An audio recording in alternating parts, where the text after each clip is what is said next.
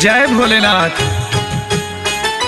बाबा के चरण कमल में प्रणाम करे हम मोहन समस्त मैथिल श्रोता के गोर लगे छी और इस सुंदर सा गीत बाबा चंडेश्वर के समर्पित अछि।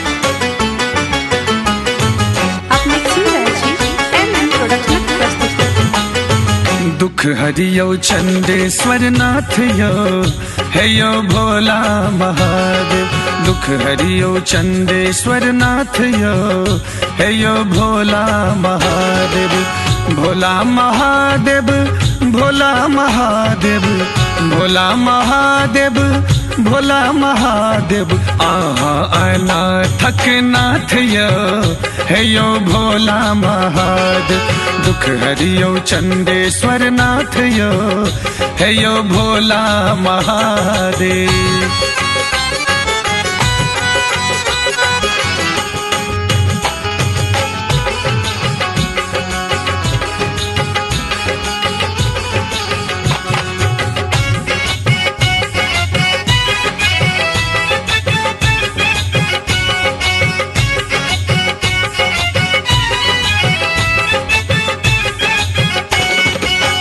जन्मे से हम दुख के मारल एलौ शरण में थाकल हारल।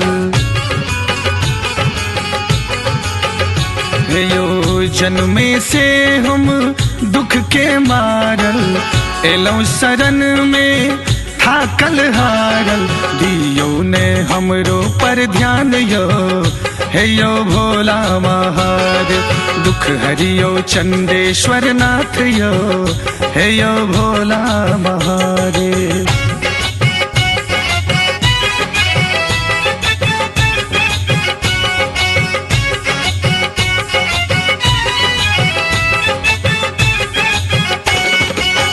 महिमा अहाँ के सब जनै छी, जे मन कामना सबके दै छी।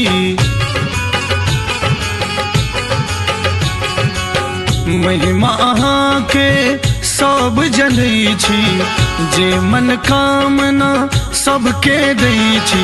अहाँ अनाथक छी नाथ यो हे यो भोला महादेव। दुख हरियो चंडेश्वर नाथ यो हे यो भोला महादेव।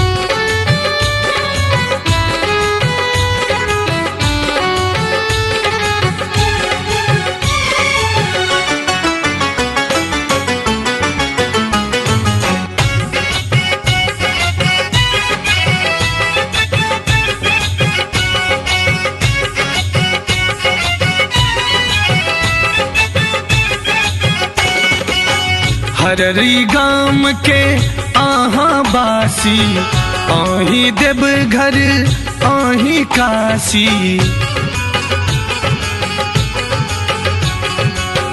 हररी गाम के आहा बासी, आही देवघर आही काशी।